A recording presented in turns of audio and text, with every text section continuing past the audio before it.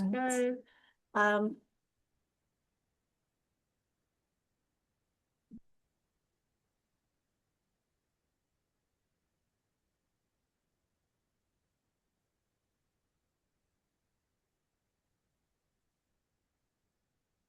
Hi, everyone. Thank you for joining. We're just going to wait a minute or two for people to come in.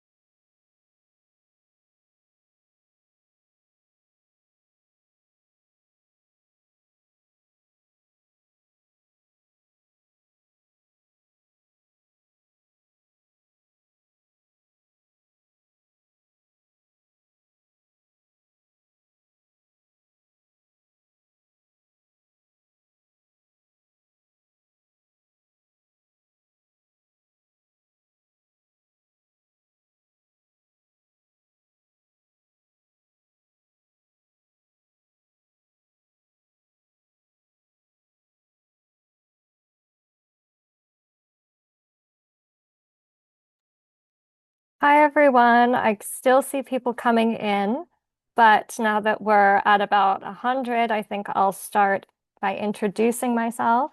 My name is Anna Landre. I'm a PhD candidate and researcher here at the Global Disability Innovation Hub. And I'm one of the people who's been able to put together the OPD or DPO map, which we'll be talking about today, and hearing more about connecting in the transnational disability movement. I want to welcome everyone and thank you for spending some of your time with us here today. We hope that this tool will be useful to you either in your work as someone who's part of a DPO or OPD, or someone who wants to work with and really leverage the amazing work that these organizations do. And with that, I'm going to hand it over to my colleague, Louise, to tell you just a bit more about GDI Hub before we go in to demonstrate what the map does.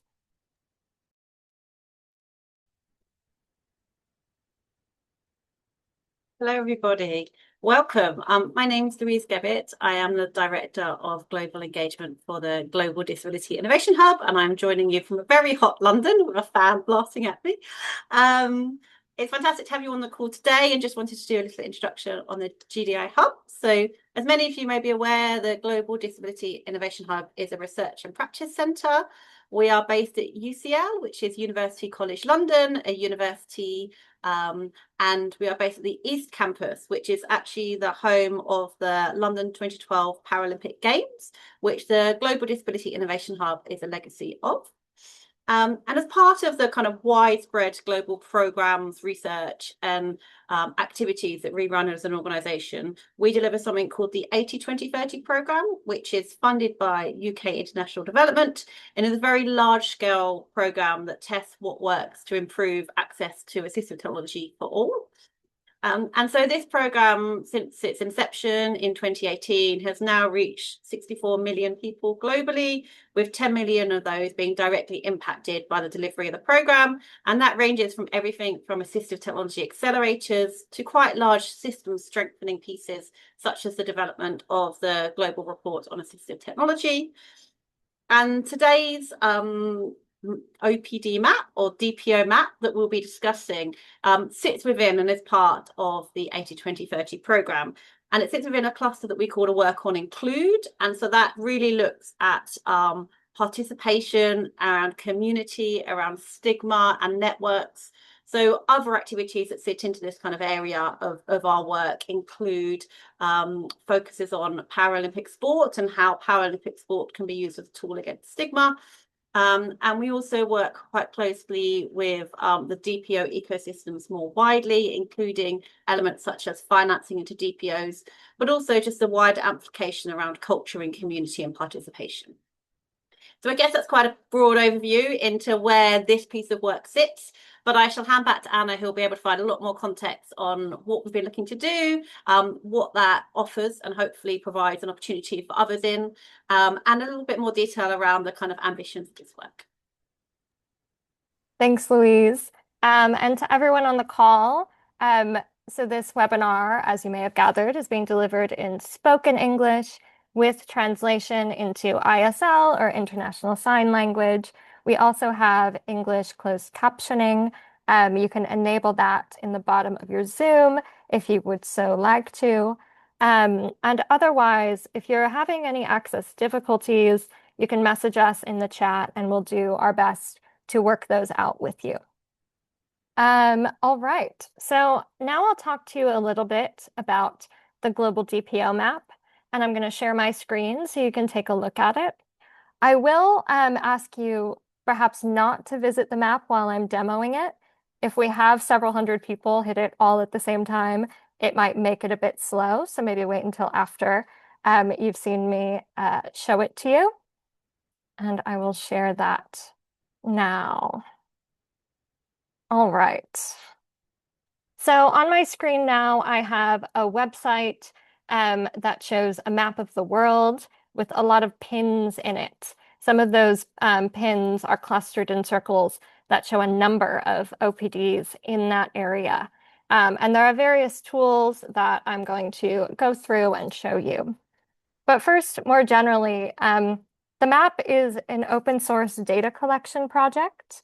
And it has resulted in what we think is the largest ever documentation of advocacy groups led by disabled people in what we call the transnational disability community. There are right now over 2,000 organizations on the map. And our aim with it is really to support the visibility of DPOs or OPDs, because we know a lot of them face barriers to, say, having a web presence, doing a lot of communications and visibility work. And we want to help these organizations find one another, increase their visibility to potential members, funders, partners, collaborators, and so on and so forth. Like Louise mentioned, this is funded by UK International Development's AT 2030 program. And it's live as a free tool, a public tool, and it's really at its beginning. So we hope to build it a lot more, to turn it into a hub of knowledge and information and really movement building for the global disability rights and disability justice movements. And we do believe in keeping the movement connected, and that's what we'll be talking about in our panel today in just a few minutes. So now moving to the map's functionality. The main functionality of the map that I think many of you will find useful is the Find a DPO filters box. So on the left side of the screen, there's a white box with various drop downs where you can filter for organizations by country, by disability, by demographic. So other groups like, say, women with disabilities or Indigenous people with disabilities. And there are also advanced filters looking at geographic scope, activities, and where the data comes from. So I'll give you an example. Say we want to look for DPOs in Nigeria. I can tick the Nigeria box, and it zooms me in on the map to Nigeria, showing pins and clusters of organizations. So you can kind of click on them right here. I've clicked on a pin that shows the Nigeria National Association of the Deaf in a city called Yobe. And say I also want to sort by women and girls with disabilities. So organizations in Nigeria by and for women and girls with disabilities. Here we have various organizations that we can look at. So deaf women in Nigeria, for instance. And we can also visit the pages of these DPOs to get more information about them. So that filter function will probably come in handy to a lot of you. Now, say you're an OPD or DPO, and you want to add your organization to the map. You would find it useful. You can go up here in the top right of the website to add your DPO, and you can create an account to do so. Now, the reason we have you create an account is so we can reach out to you with any questions, so we can keep your entry updated, and above all for privacy and security to make sure that the information on the map is verified, is real. And likewise, to see the contact information volunteered by any organization that's put themselves on the map, you need to be logged in with an account, which is for the sake of privacy and security of that contact information. We also have various languages. So I'm here on the English UK translation of the website, and here in the UK, we use the language of DPO. Now we also have Spanish, French, and Arabic, and we hope to add more languages to make the map more accessible across the world. If you have any problems, here in the bottom right, we have see an issue. You can contact us to get it fixed. You can also use the contact us selection at the top of the website because we know that, we're working with limited data here.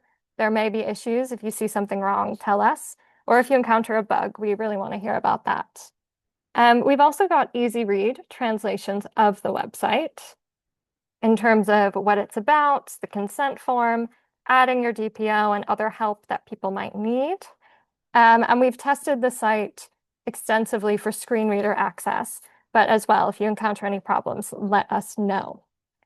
Finally, in terms of what's coming, we hope to have a section for blogs from OPDs or news, things you want to share, talk about, success stories, etc. We really want to be able to showcase that.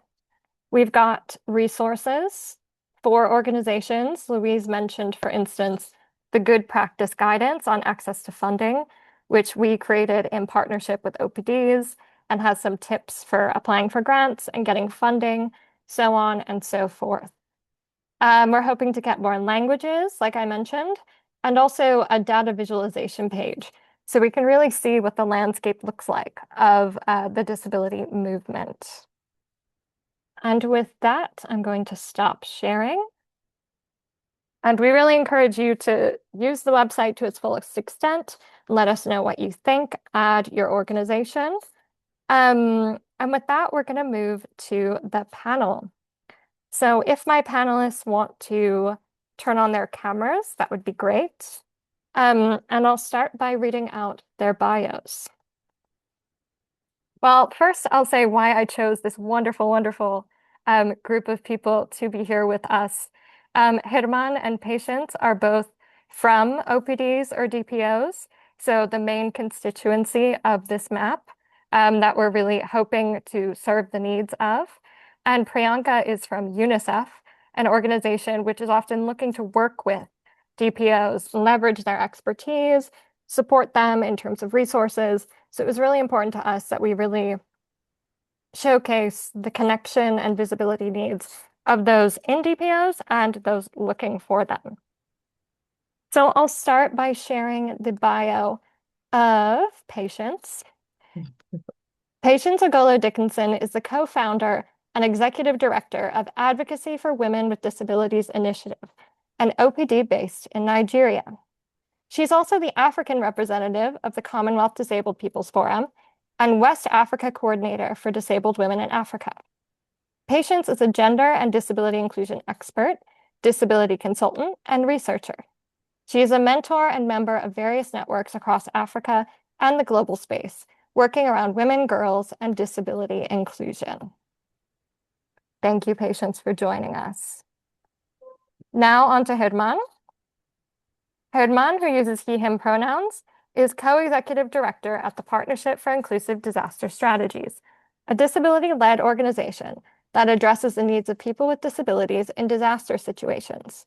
He serves as the focal point for persons with disabilities in the Americas for the United Nations Disaster Risk Reduction Office.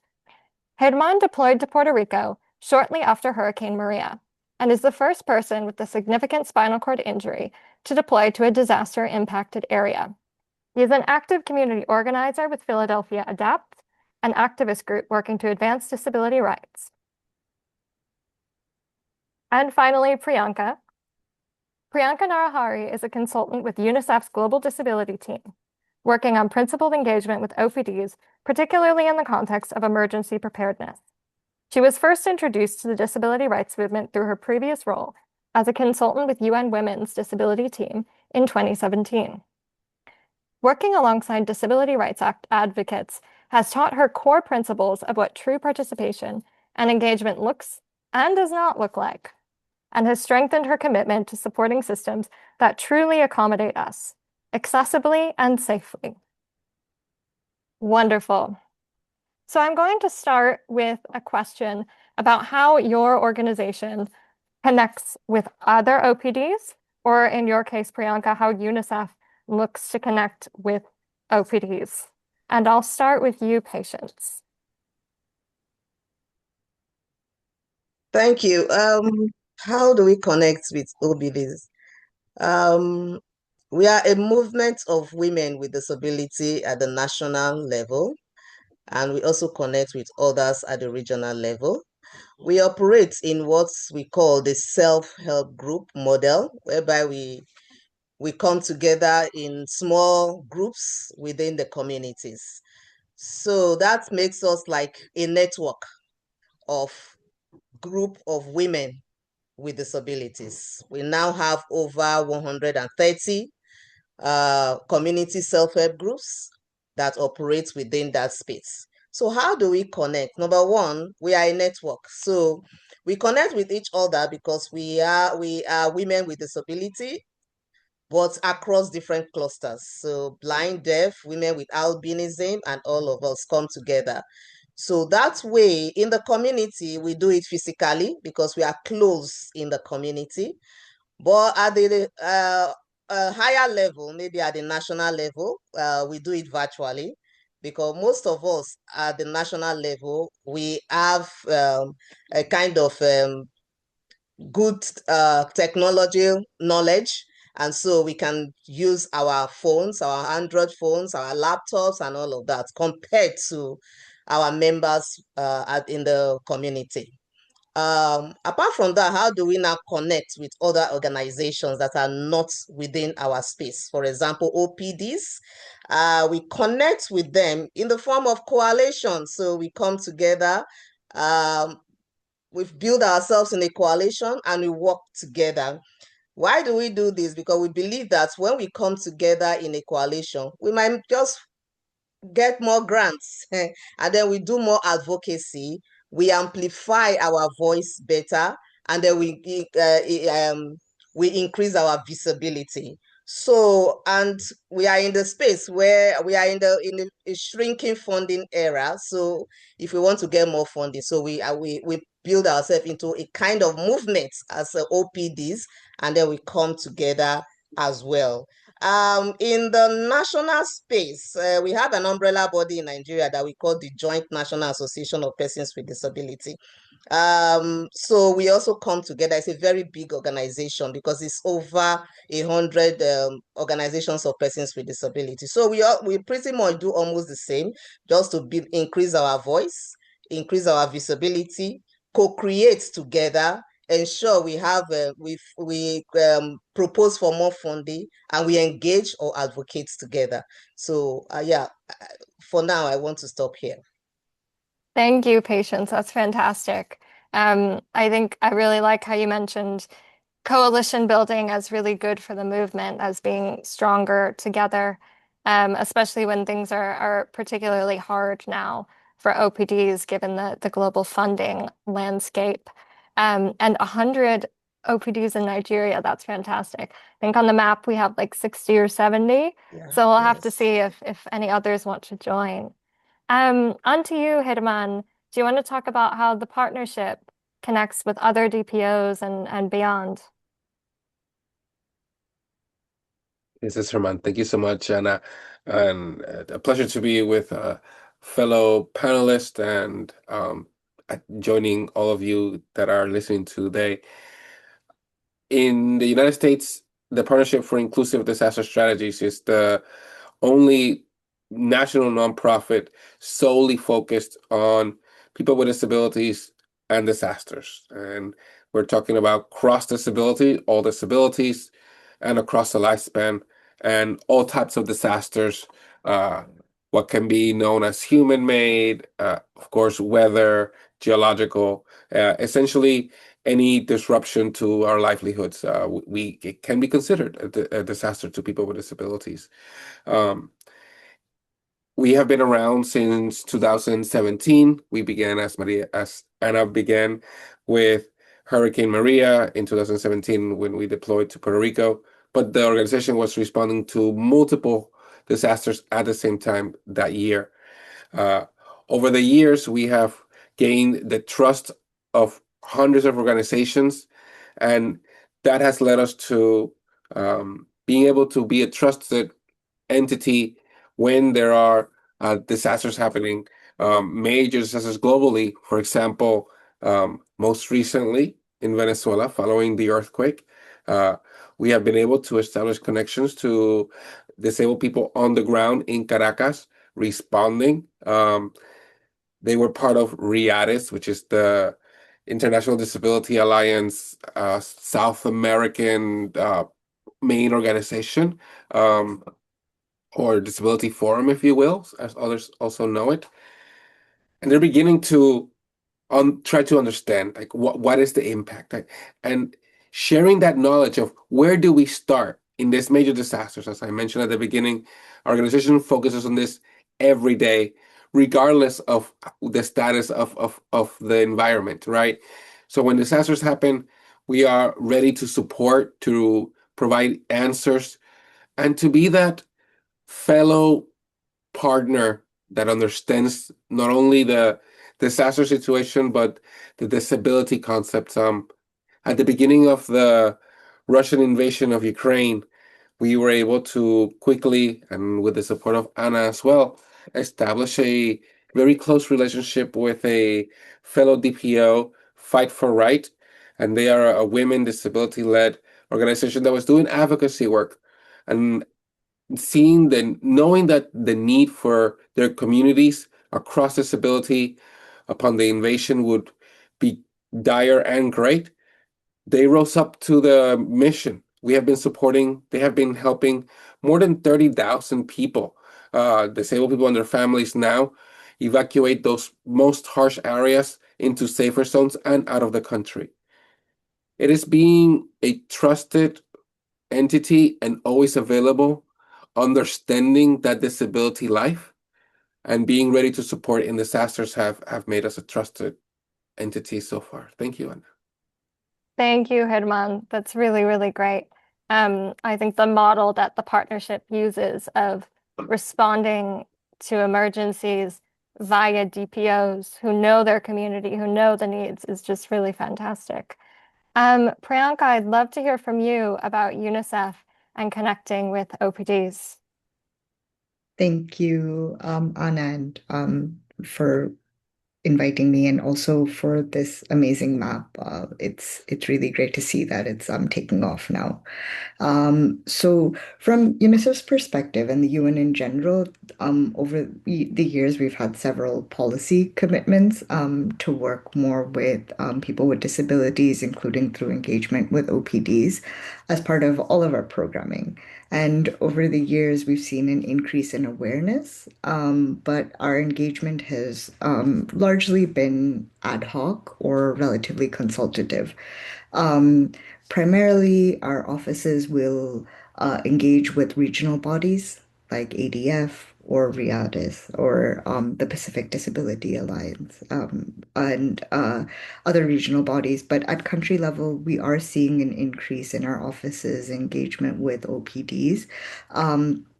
A really great example of this is OPDs in Myanmar have been playing a crucial role in identifying households with children with disabilities and providing them linkages to social protection services, including cash transfers. We saw the importance of this network, particularly in the role post the earthquake last year, where they were able to mobilize existing call centers to do direct outreach to households with family members with disabilities, to do a rapid needs assessment, and this was able to help UNICEF directly respond to the needs of communities. for example, in Bangladesh, we saw Access Bangladesh do an accessibility audit of infrastructure in Cox's Bazar, which was able to give us direct information about how we could support communities in the area. Another example is in Papua New Guinea, we've seen that there are parents' organizations and OPDs as well that are a part of cluster coordination mechanisms on child protection or on GBV to ensure that the needs of children and women with disabilities are at least on the table, which makes it more likely that they are addressed. I think it's slow progress, but it is progress nonetheless. That there is an increase in engagement. However, it is not yet systematic or something that is done by default. But we are seeing more and more positive, but good examples of how we're engaging OPDs in more principled manners. So yeah, thank you, Anna. Thanks, Priyanka. That was one of the reasons I created the map, was so that organizations like UNICEF and across the world that want to do the right thing, that want to hear from us as disabled people what we need and what we want, could have a means to do that. That isn't just word of mouth. My next question was going to be about the value of networking and connecting, but I think you all covered that in your last answers. So feel free to add that into future ones. But for now, I'm going to move on to a question about what challenges you face to doing enough networking and connecting as an OPD or DPO. And I might start with Germán this time. Germán, what sort of challenges does the partnership face to that? Yes, Germán, thank you, Anna. In a world as patients shared where funding is diminishing, the concept of coalition building has been a key tactic in being successful. But when we're speaking about global collaboration, coming from the United States, the potential sources dwindle. That can support cross, like as well said, disability across the country and across disabilities. There are many funding sources that focus on one type of disability or a group within an age, and be more flexible with that will certainly help. Now, in the concept of connecting and collaborating, it's about the infrastructure of that area after a disaster coming up and being able to respond, and then sometimes that can be weeks. So we have learned this, and this map allows us to do the work ahead of time, of establishing the connections before disasters happen, so that we can know each other, trust each other, and know how each other can be supportive of one another. So when the disasters happen, we know how we can count on each other, which is something that needs to grow, right? There is a current gap, and this tool allows us to begin to close that chasm. Thanks, Germán. That's really kind of you to say. Patience, do you want to share about kind of the challenges that you face in connecting in the movement?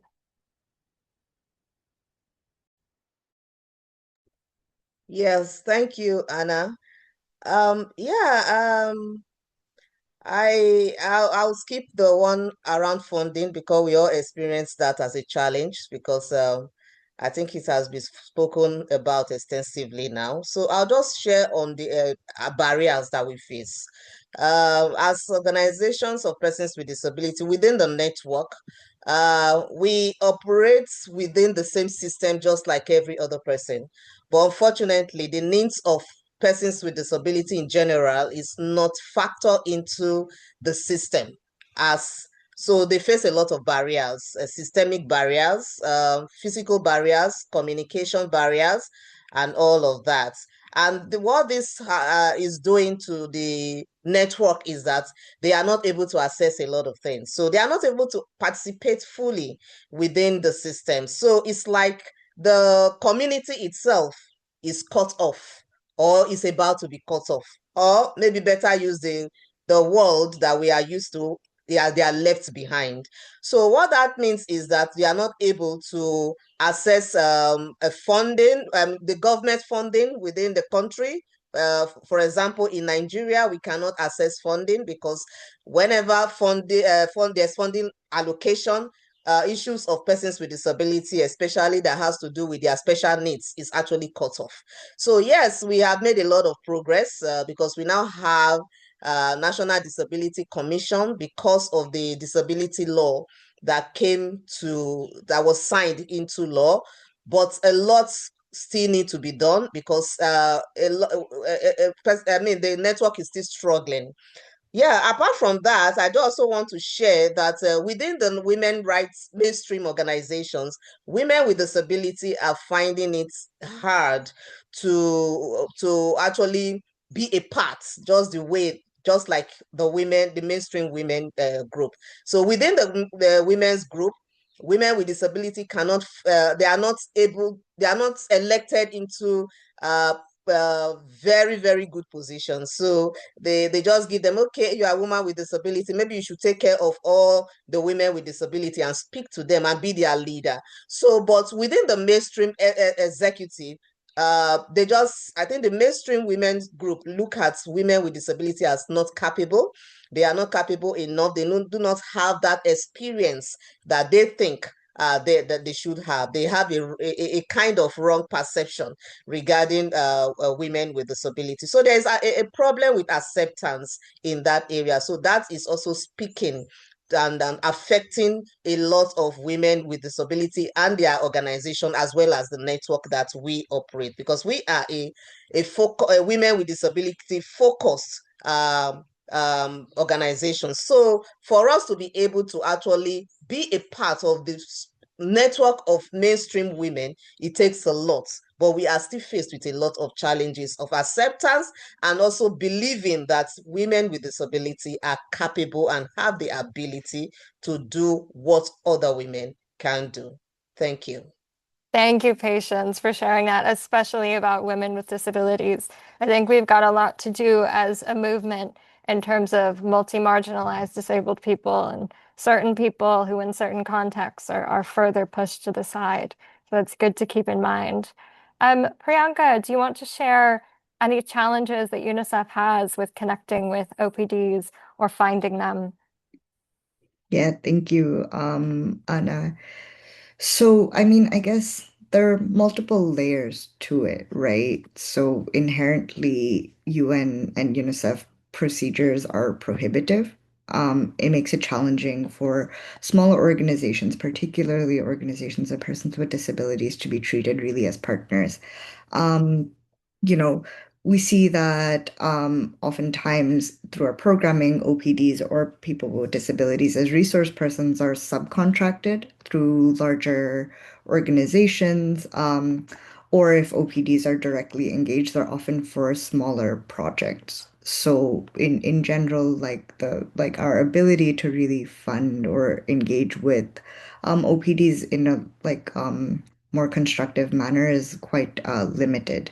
Um, while we are like actively trying to work on ways to shift this reality, in terms of our policies and procedures, I think a bigger challenge truly is something that the other panelists have brought up around trust, and building relationships with people with disabilities, and advocates. It really does require like a cultural or like a behavioral shift in terms of like ways of working, is particularly in an organization like UNICEF, that is quite traditional in the way that it does work. So being able to really like question ableist assumptions around capacities of people with disabilities to be treated as partners is like honestly something that I see as a huge challenge, in addition to the policies that exist. So, like I often wonder if there are ways for us, like as UNICEF, to have resources around how to care for disability rights advocates in ways that are more principled beyond just like the physical and informational accessibility, but also thinking about like what emotional safety for advocates looks like when they are invited into our spaces, which can often be hostile, even if it is unintentional. How can we really promote a culture of inclusion that is truly actually caring so that when, for example, disaster does hit, we are able to lean on each other's strengths, and really support communities that are in need more effectively. But I think a lot of this work needs to be done like continuously and prior to any disaster, really. But yeah, so I think it's a cultural shift to a certain degree, but also, there are also just like policy and other, barriers that exist. Thank you. Thank you. That was such an excellent answer, Priyanka, and thank you for your candor. Um, and especially talking about community care, I think that's something the disability justice movement we really prioritize. So it's good to hear that larger multilaterals are thinking about that too. Um, I what I think will be our second to last question, depending on time. I'd like to ask you guys, what would you tell OPDs, DPOs about the importance of connecting with others in the movement? And I'll start with Patience.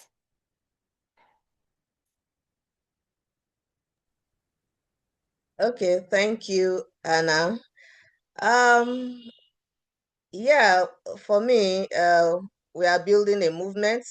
We are built movements, and we are still building movements. And the reason why is that um, as people are phasing out of the system, you need others to take over. So we are building a kind of generation equality. So what that means is that we need, if you are coming to the space, what should you note? What is there in the space for you? Is it just a space for us to go in because we just want to go in? Of course, it is not easy. The space is not easy at all. I have been there for almost 2 decades now, and it's a different terrain, especially where we are operating from, which is in Africa and also in West Africa. So, but it is worth the while when you are in the space. So as a person with disability, you are coming into the space. It is a space that when you are there, we work together, we aspire together. So we lead together, and we build more voice together. So we engage together, and then we collaborate together. Everything we do it together just for one goal, and that is to achieve and make a change within our community, to ensure that within the broader society, our issues are being known. People get more knowledge about who we are, what we need, and all of that. And not just about that, it's creating the change that we need. If we are not part of that actors that create the change, it may not work, because they need our lived experiences to ensure that the change in the space is effective. So what we need, what is so important about the coming into the space is that you promote more advocacy, you promote disability inclusion, you protect persons with disability together, especially women and girls with disability, and then you make the space more sustainable, especially around issues of persons with disability. And above all, you create or you make a better society, and we achieve together. So that's just what I want to say at this point. Thank you, Patience.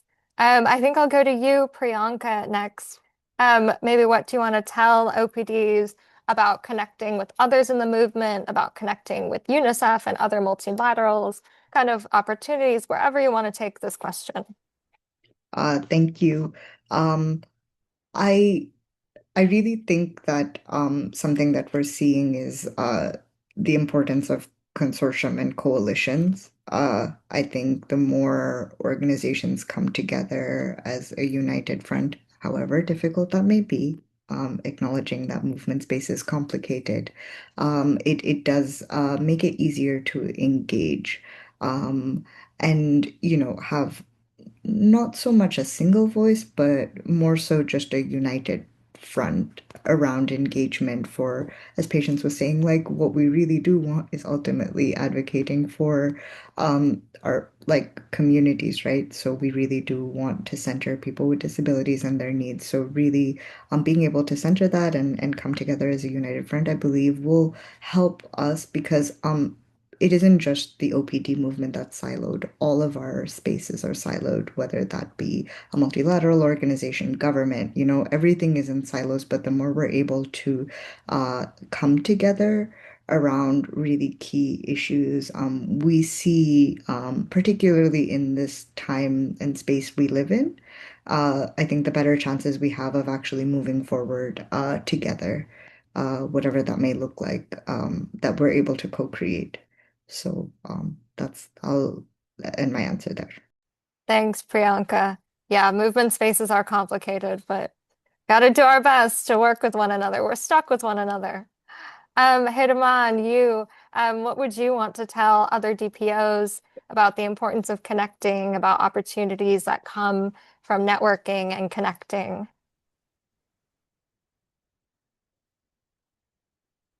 Germán, thank you for the question and allowing me to contribute to this important topic. I have witnessed over the last 2 decades in different disability movement spaces the value of being able to count on one another, like that one-on-one. Like we are experiencing ableism, racism, homophobia, like these attacks at our core that sometimes do not want us to exist. And knowing that we can count on someone that understands this is a support that across disability movements, because we are not a monolith, I find it to be a common denominator of good. Not only in the most difficult times, and we focus in disasters, and those are very difficult times to be able to offer oneself to that person responding at any time of day that they find invaluable, to everyday attacks, everyday issues, everyday problems that we face, that we know that we can express them to someone that understands and might be able to just lend a understanding listening ear, or some brainstorming that has worked somewhere else, right? I think that is a value that cannot be measured, how great it is. Within that, we all have different experiences and we all have different expertise. So knowing that we can say, oh, I know that person walks on those shoes today, rolls on those wheels, uses those type of crutches today, in any type of sense, can make know that I don't need to know everything. I know that somebody else I can count on to know the specific things, and let them know what are my expertise, right? What are my capabilities? And then lastly, and it's been said, but it's a growing tactic that we find successful is going together, finding funding opportunities. We are soon to wrap up an emergency policy brief and toolkit for people with intellectual and developmental disabilities, funded through a foundation in collaboration with Autistic Self-Advocacy Network. That will be coming out in the next few months, and we'll make sure that's very widely, because it is with a United States lens, but it is applicable across governments and ministries for sure. So I would say, counting on each other, knowing how each other has different expertise and using those, and coalition building. Thanks, Germán. That was really, really powerful. And someone sent a message to the panelists saying thank you in these difficult times. So I think it really hit home for people what you were saying. Last, before we go to questions, and I'll encourage people to put your questions in the Q&A box, and we'll get to as many as we can. I'd like to ask the panelists to briefly ask us, what do you think the movement or OPDs need from others who are open to joining the fight for disability rights globally? And if you could be a bit brief so we can go to questions, that would be great. Priyanka, I'll start with you. I wasn't expecting to go first. Do you want someone else to go first? Yes, please. Of course. Germán, would you mind going first? What do you think we need from allies in joining the fight?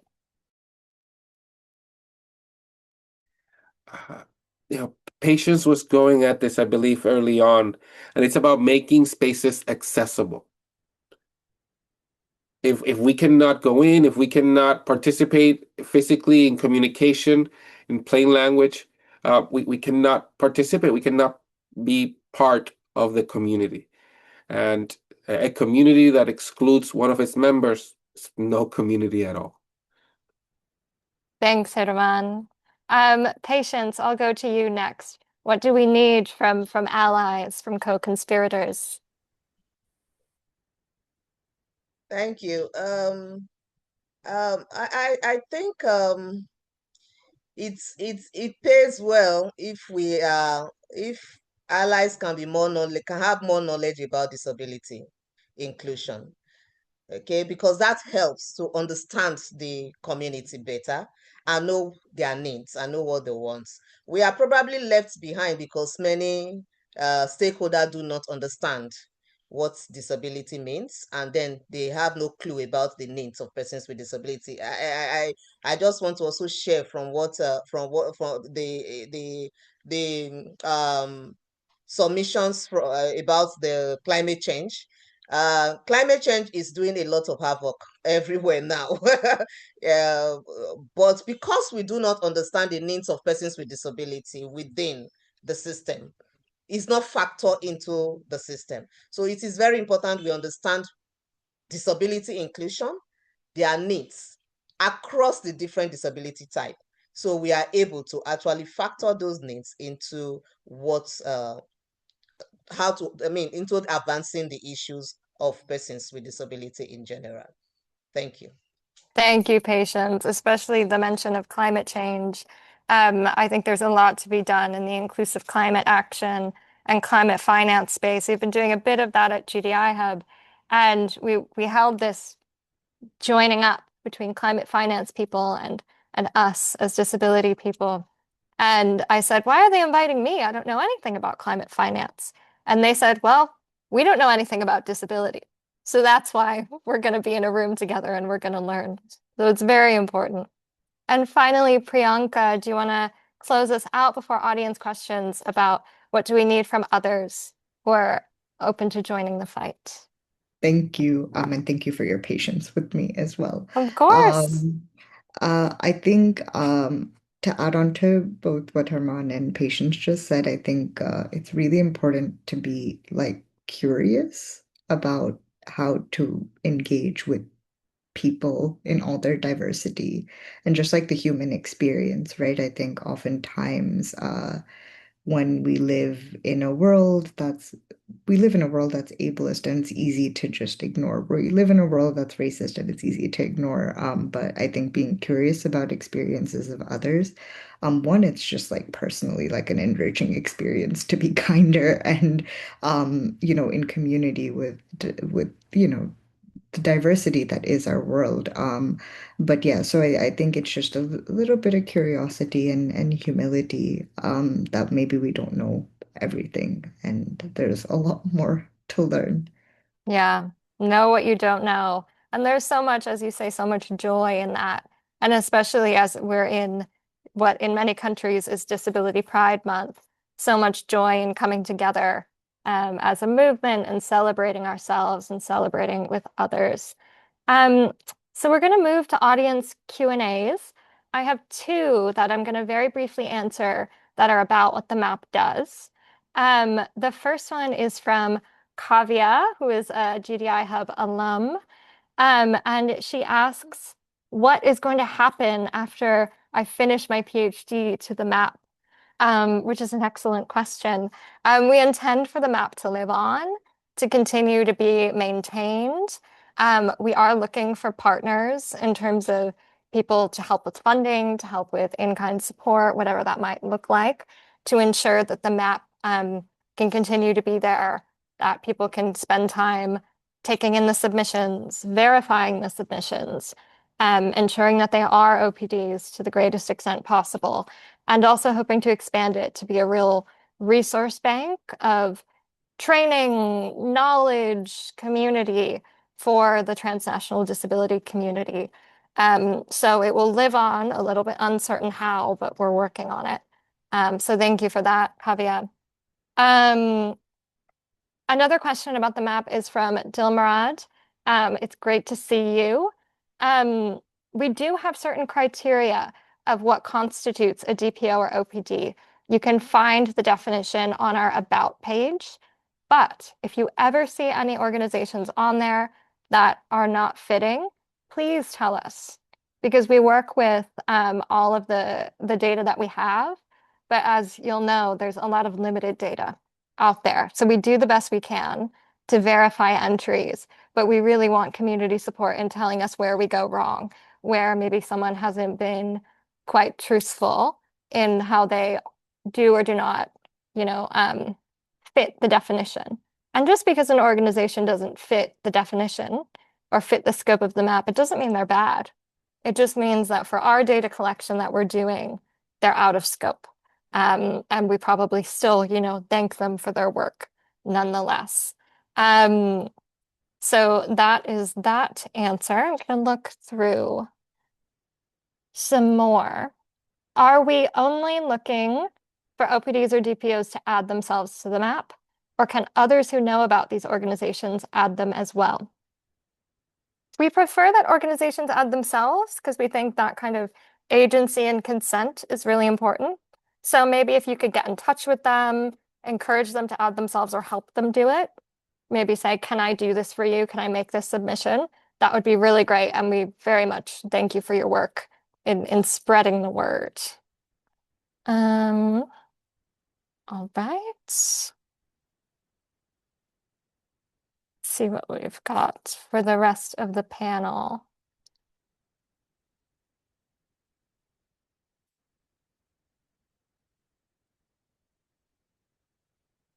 A lot of them are very technical.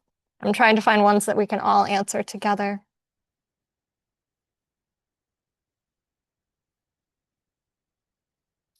Oh, I think there's an interesting one about language, about us using both DPO and OPD. I'd be curious to hear what the panel thinks as well.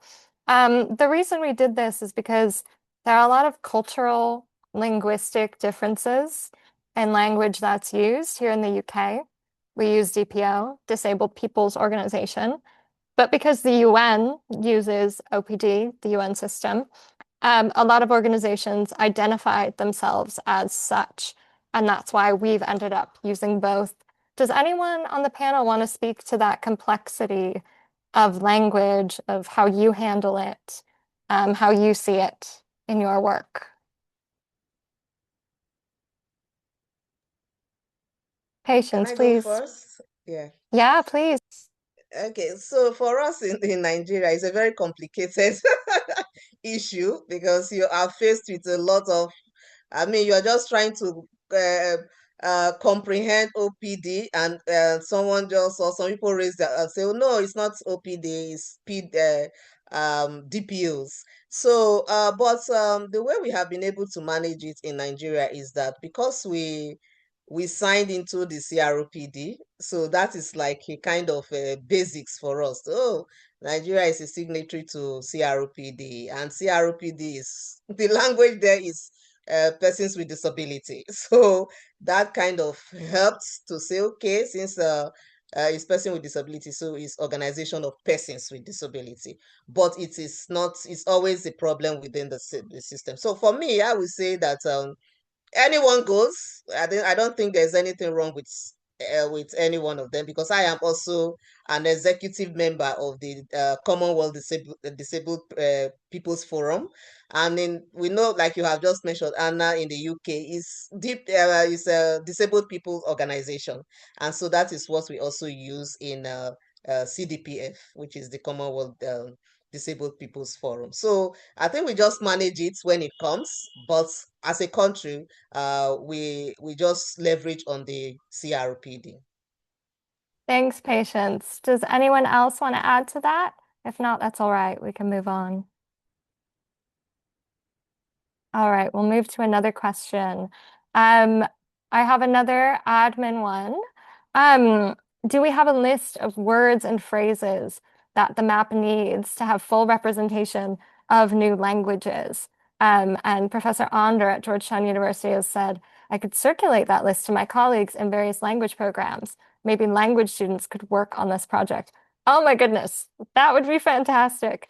A difficulty we have with translating the map is obviously disability language is very culturally sensitive. And often official translations or typical translations might be offensive to disabled people, especially when on the map we have particular disability types and communities identify in very different ways. So we would really, really welcome any insider knowledge or research on in so-and-so country, this is the typical language for disability, but disabled people prefer this other language. And any languages beyond what we have are very, very welcome. So thank you. Let's see what else we've got before we close. Someone has asked some really good questions that the panel could probably answer around best practice for approaching OPDs and DPOs around paid participation, data protection, safeguarding, consent, and how to identify potential partners for co-design, community research without being extractive. It would be great for, the map could potentially look into providing a resource like that in the future. But for now, I'd be curious what the panel thinks about that. Germán, I bet you have thoughts. Go ahead. This is Germán, and being brief, it's collaboration. It's the moment a funding source is identified. We are a DPO. We collaborate with other DPOs, and the moment from the get-go that we know we want to collaborate, we reach out and offer them the opportunity and don't take it for granted.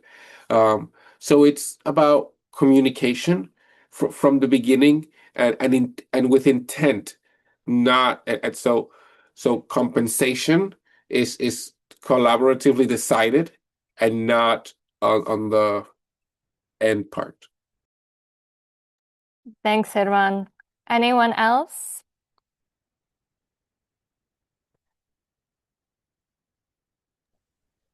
I think I'm just looking at the words intersectionality.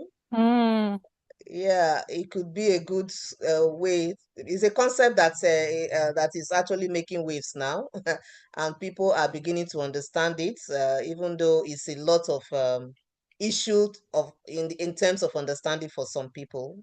So I think if people understand that word and know how to apply it, it may work across so many environments. So whether you are a woman, whether you are a person with disability, whether you are a man, a boy, or working in the area of climate change, sexual reproductive health, right, JBV, just bring everything together and apply it using the concept of intersectionality. It may be able to solve some of our problems. Thank you. Thank you, Patience. We'll close there for time.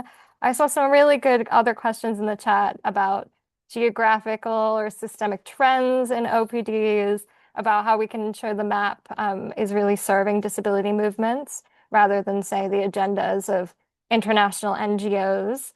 I wish we could get into those because they're fantastic questions. But please do get in touch if you have ideas, concerns, further questions, and we really welcome you to join us in the map and this initiative, and there will be much more to come. Thank you, everyone.